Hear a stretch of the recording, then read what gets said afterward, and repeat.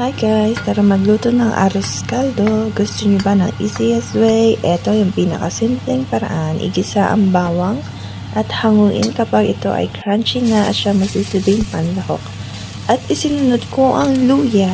Yes! Dahil hindi masarap ang arroz caldo at hindi mo masasabing arroz caldo pag walang luya.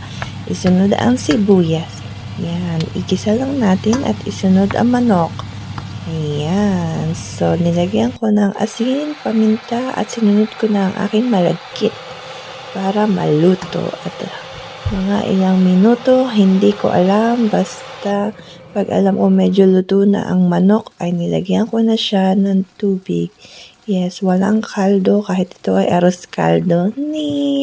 Pero ayos lang dahil masarap naman siya.